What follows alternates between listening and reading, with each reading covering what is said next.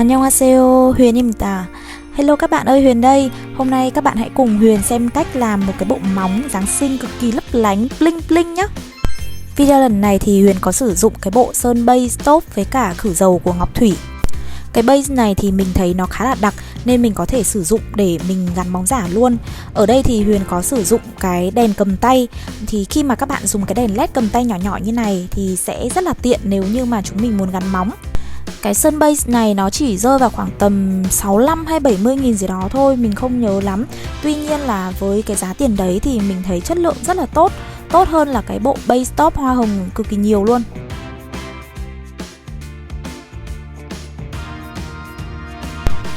Tiếp theo là mình lại sử dụng cái màu sơn Mr. Nail thần thánh của bên tiệm Tropicana đây.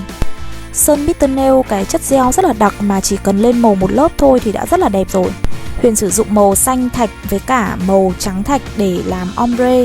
Thì mình muốn đính đá nhiều nên là mình sẽ không thích chọn một cái nền đặc. Bởi vì khi mà chọn nền đặc ở phía bên dưới nó sẽ làm cho cảm giác tay trông nó cứ bị già và nhìn trông nó không được theo cái kiểu style của Hàn ấy. Cách làm ombre của sơn thạch thì cực là dễ thôi, bởi vì là cái màu nó cũng đã trong rồi. Các bạn nhớ lấy cái cọ mà tưa như thế này, xong rồi sau đấy là mình trải dần xuống và mình lại trải ngược lên. Chỉ có khoảng tầm 2 lần như thế thôi là cái màu ombre nó đã rất là đều. Sau đó thì Huyền sử dụng cái nhũ màu ghi chính hãng của thương nghiệp Nail để tạo thành cái vòng tròn nguyệt quế và cây thông trước khi đính đá. Các bạn nhớ này, khi mà mình đính đá ấy, ở dưới nó có một cái nền nhũ lấp lánh thì bao giờ trông cái đá nó cũng sẽ dày dặn hơn đấy các bạn ạ. Mình cũng sử dụng cái nhũ này luôn để cho những cái ngón định vẽ hình bông tuyết nữa nhé. Huyền sử dụng cây cọ nét đầu dài 1 phân cho đến 1 phân 2 để vẽ hình bông tuyết. Thì bông tuyết ở đây các bạn nên vẽ bông tuyết 8 cánh hoặc là 6 cánh nhé. Nếu mà mọi người vẽ bông tuyết 4 cánh cũng được thôi, nhưng mà trông nó sẽ hơi bị thô một chút. Đầu tiên là vẽ cái trục của nó ra, sau đấy là mình sẽ vẽ những cái chữ V nhỏ nhỏ ở ngay phần đầu cánh tuyết như thế này. Khi mà vẽ lên móng thật ấy thì mình chỉ cần vẽ một cái bông thật là to đẹp thôi.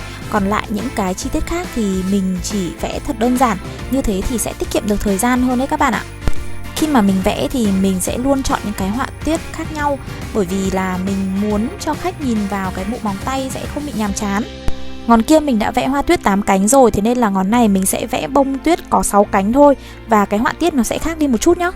Bí kíp mà muốn vẽ nhanh đây này, đấy chính là khi vẽ thì các bạn chỉ lướt thật nhẹ cái phần đầu bút thôi. Bởi vì nếu mà chúng mình càng ấn thì vẽ sẽ càng lâu, khách sẽ càng bị sốt ruột. Mọi người phải nhớ là cái thời gian làm móng cực kỳ quan trọng luôn. Bởi vì nếu mà chúng mình rút ngắn được cái thời gian ấy thì có nghĩa là các bạn sẽ càng kiếm được nhiều tiền hơn đấy. Cái nền của móng này thì mình sẽ chấm những cái hình tròn thật là xinh với cả vạch thêm một vài chữ X nữa thôi. Quá là đơn giản đúng không? Ngón áp út là ngón đẹp nhất bản, thế nên là mình sẽ làm một cái quả trâu treo lấp lánh siêu to khổng lồ luôn nhá. Đầu tiên là mình sẽ vẽ một cái hình tròn ra trước, sau đấy là sẽ vẽ thêm những cái nét trông giống như kiểu một quả bóng. Bước này các bạn đừng sấy vội nha. Mình sẽ lấy cái cọ bản để mình dặm cái chỗ phần nét viền mình vừa vẽ. Và như thế thì quả cầu nó sẽ có cái độ mờ ảo nữa đấy. Huyền dùng cái màu bạc gương để vẽ một cái nơ nhỏ nhỏ ở phía bên trên quả cầu nữa nhá. Huyền lại lấy cái nhũ thương nghiệp Nail để chấm lên cho cái ngón vẽ nó đỡ bị chìm.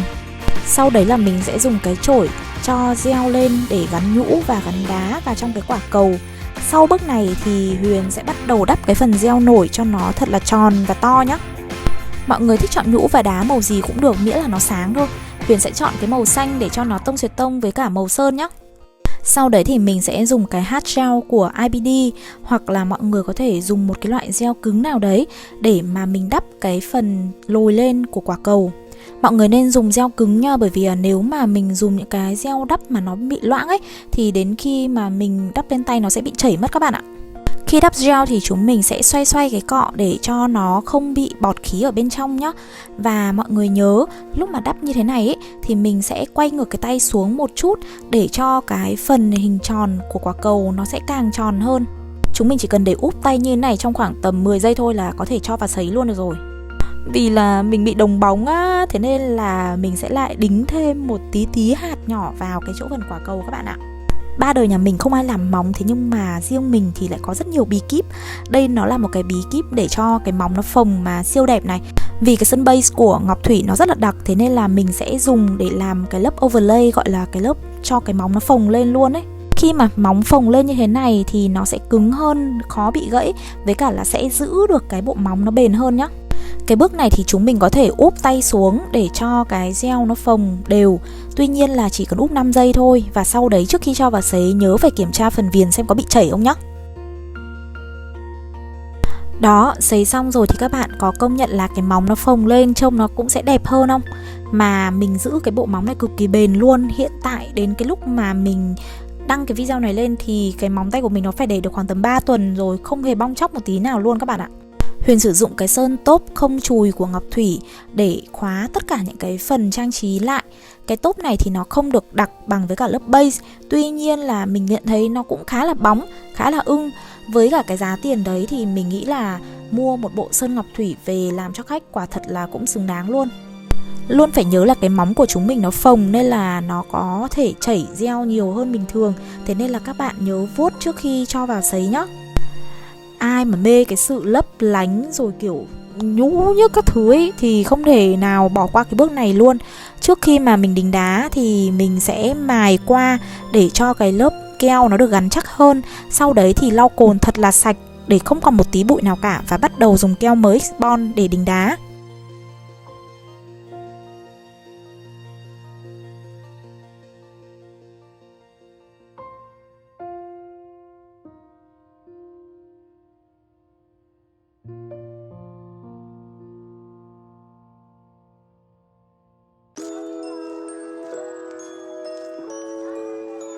Mình sẽ sử dụng cái tông màu trắng, bạc với cả xanh.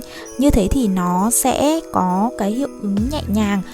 Nếu mà bạn nào muốn bộ móng trông nổi bật hơn thì có thể sử dụng tông màu là xanh, trắng với cả vàng nữa nhé. Khi mà chúng mình đính đá như thế này thì đừng lo cái keo mới X-Bond nó dây ra những cái phần đá khác nhé. Bởi vì là sau cái bước đính đá này rồi, khi mà keo đã khô thì mình sẽ bọc lại bằng một cái phần gel để cho nó thật là chắc. Và mình sẽ dùng cái sáng đá, mình quét thật nhẹ thôi để xóa hết những cái phần mới X-Bond còn bám thừa ở trên cái bề mặt đá. Cái kiểu style Hàn Quốc khi mà đính ấy thì là sẽ chọn nhiều những cái hình dáng đá khác nhau. Tuy nhiên nếu mà bạn không có điều kiện để mà mua nhiều đá như vậy thì mọi người có thể là chỉ cần dùng ngọc trai với cả hạt bi và một số phụ kiện kim loại là được rồi. Và nhớ là đã có cây thông Noel thì phải có một ngôi sao ở phía trên ngọn nhé. Tôi thề với các bạn luôn, cái hạt bi tròn ấy nó đẹp vô cùng nhưng mà nó lại là cái thứ mà dễ bong nhất trên trần đời. Thế nên là sau cái bước mà gắn đá bằng keo mới X-Bond rồi thì mọi người phải đập ngay một cái lớp thật là mỏng thôi. Đấy là chính là gel gắn đá và bôi quanh những cái phần viền. Đặc biệt là những cái chỗ nào mà dùng cái hạt kim loại ấy, thì phải che ngay, bọc ngay nó vào luôn đi. Chứ không là khách người ta lại qua bắt đền đấy. Cuối cùng là các bạn phủ lại bằng sơn bóng và nhớ chừa cái phần đá ra để cho nó sáng nhá. Và thế là chúng mình đã xong một cái bộ móng Noel cực kỳ lấp lánh rồi đây này. Nó muy 예뻐요, nghĩa là cực kỳ đẹp đấy các bạn ơi. Mọi người có thấy là khi mà chúng mình nhìn nghiêng ấy thì cái móng nó phồng lên trông nó rất là đẹp không? Với cái bộ móng như thế này thì mọi người hoàn toàn có thể thay đổi màu sắc nữa nhá. Ví dụ như màu hồng, màu đỏ hoặc là màu xanh lá cây này. Nếu các bạn thấy thích chiếc video này thì hãy ấn like và share cho Huyền nhé. Đừng quên ấn vào cái hình tròn để subscribe cho mình nhá. Cảm ơn các bạn thật nhiều. Kamsahamnida.